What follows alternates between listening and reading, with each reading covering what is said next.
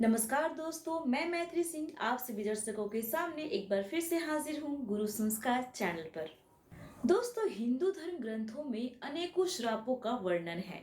हर श्राप में कोई ना कोई कारण छुपा होता है। कुछ श्रापों से संसार की भलाई होती है, तो कुछ श्रापों से उनके पूर्व जन्म में किए गए कर्म छुपे होते हैं। तो आइए आज हम जानते हैं कुरुवंश के सम्राट धृतराष्ट्र को दिया गया वह श्राप जिस कारण वह जन्म से ही अंधा रहा। जीवन में अक्सर ऐसा होता है कि मनुष्य के पास सब कुछ होकर भी उनके पास कुछ नहीं बचता है। महाभारत में भी कई पात्रों की कहानियां ऐसी ही हैं। धृतराष्ट्र के बारे में भी यह कहना कुछ गलत नहीं होगा कि धृतराष्ट्र राजा होकर भी वह कोई ऐसा निर्णय नहीं ले सका जिससे वह अपने कुल की रक्षा कर सके। कहा जाता है कि धृतराष्ट्र की कुंठा का सबसे बड़ा कारण था कि वे नेत्रहीन थे। इस वजह से वह हमेशा दुखी रहता था। लेकिन क्या आप जानते हैं कि धृतराष्ट्र का जन्म नेत्रहीन के रूप में क्यों हुआ था? आइए जानते हैं।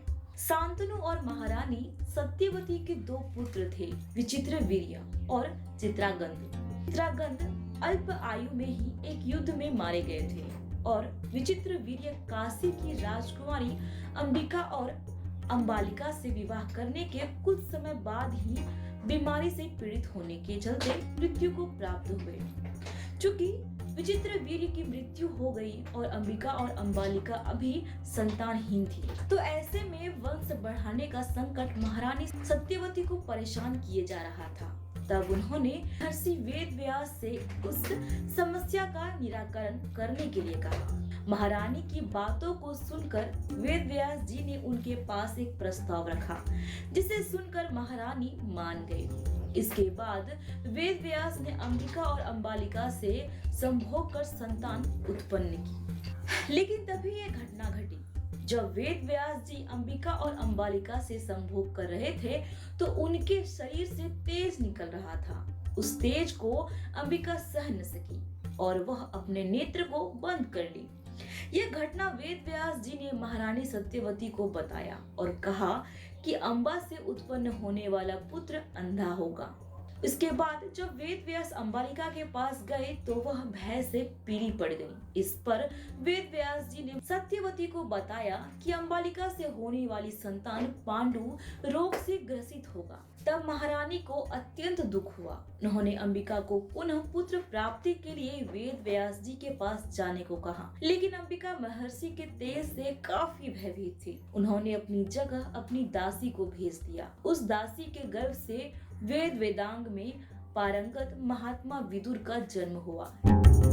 लेकिन धृतराष्ट्र के अंधेपन का एक और कारण है, जिसके बारे में बहुत कम ही लोग जानते हैं। यह कारण था उन्हें मिला श्राप। तो आइए जानते हैं कि वह कौन सा श्राप था जिसके चलते धृतराष्ट्र जन्मांध थे। एक दिन वह वन में शिकार कर रहे थे, तो उन्होंने देखा कि तालाब में एक हंस अपने बच्चों के साथ आराम से विचरण कर रहा है। उसी समय उन्होंने अपने सैनिकों को आदेश दिया कि वह उस हंस की आंखें फोड़ दी जाएं और उसके बच्चों को मार दिया जाए।